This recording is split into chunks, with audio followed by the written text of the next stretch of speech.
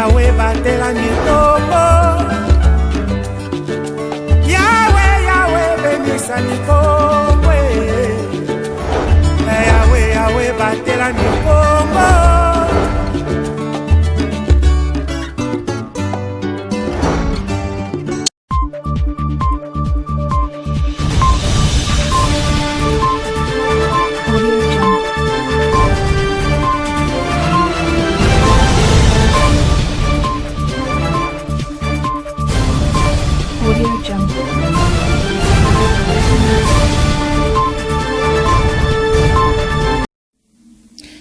Énorme plaisir d'être chez vous, mesdames et messieurs. Merci de nous choisir pour vous informer. Soyez le bienvenu dans ce journal.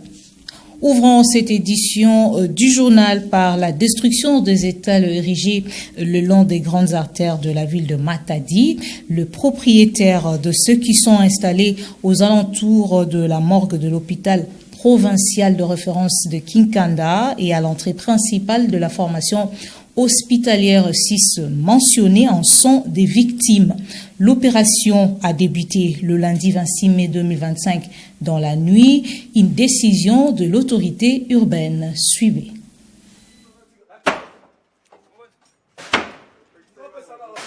Les étals érigés le long des grandes artères dans la ville de Matadi sont aussi à la base des embouteillages et les bouchages des caniveaux. Pour lutter contre ces fléaux, le maire de Matadi avait à son temps pris la décision en lançant un moratoire aux concernés pour déconstruire ces étalages en vue de libérer ces espaces occupés depuis belle lurette par des vendeurs. Cette mesure commence à prendre corps. Accompagnés de l'autorité urbaine Dominique Nkodiambete, les éléments du génie militaire ont procédé à la destruction des étals, maisonnettes en bois et autres érigés le long de la chaussée dans la nuit du lundi 26 mai 2025. Cette opération qui va s'étendre sur toute la ville a posé ses premiers pas sur la route Ango-Ango, au quartier ville haute dans la commune de Matadi, précisément à la morgue de l'hôpital provincial de référence de Kinkanda et à proximité de l'entrée principale de cette formation hospitalière et sur l'avenue La Tortue, toujours à Kinkanda. À en croire la cellule de communication de la mairie de Matadi, le prochain axe visé, c'est celui qui va du rond-point Kimbangu, ex-Coca-Cola, jusqu'au pont Pozo. Elle poursuit son périple dans l'espace Grand Kassai. La première ministre Judith Tuluka Souminois a tenu un meeting populaire le lundi 26 mai 2025 au terrain Michoni après son bref séjour au Kassai central. Commentaire. Elle a quitté Kananga. Après son bref séjour au Kassai central, la première ministre Judith Souminois a foulé le sol de la ville de Chikapa, chef-lieu de la province du Kassai.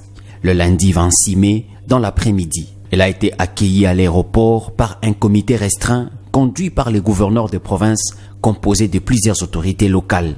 De là jusqu'au terrain de l'Institut Kacha, la chef du gouvernement a drainé une foule compacte. Judith Souminois a échangé avec les Congolaises et Congolaises de cette partie de la République démocratique du Congo en mode meeting populaire. Et sur place, elle a dévoilé l'objet de son périple dans l'espace Grand Kassai.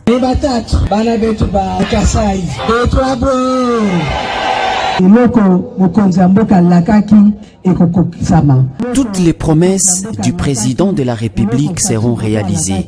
Moi et mon gouvernement, nous sommes déterminés pour l'implémentation de tous ces projets initiés par votre président. Nous ne sommes pas là pour blaguer, mais c'est pour le travail. Notons que cette tournée a pour mission palper du doigt l'avancement des travaux issus du programme du gouvernement dans des provinces. Parlons d'autre chose. Ça tire à balles réelles entre le procureur général près la Cour de cassation Firmin Vondimambou et le ministre d'État en charge de la justice, Constant Mutamba, dans une causerie morale avec les agents du ministère de la Justice au palais de la Justice à Kinshasa. Constant Mutamba a affirmé qu'il ne se présentera pas auprès du procureur général. Le détail, c'est avec Glodinou Lukanou. Bras de fer entre le ministre d'État en charge de la justice, Maître Constant Moutamba, et le procureur général près la Cour de cassation. Après la transmission du réquisitoire du procureur général Firmin Mvonde à l'Assemblée nationale, sollicitant la levée des immunités du ministre de la Justice, afin de le poursuivre pour un présumé détournement de 19 millions de dollars destinés à la construction d'une prison à Kisangani, Constant Moutamba réplique. Premièrement, il a opposé une défense en règle selon laquelle le marché de gré à gré bénéficie d'une autorisation spéciale conforme à la loi, mais en évoquant le principe de validation tacite après 10 jours de silence administratif. Ensuite, au cours d'une causerie morale au palais de la justice avec les fonctionnaires ce lundi 26 mai 2025, Constant Moutamba a annoncé son refus de comparaître devant la Cour de cassation pour diverses raisons.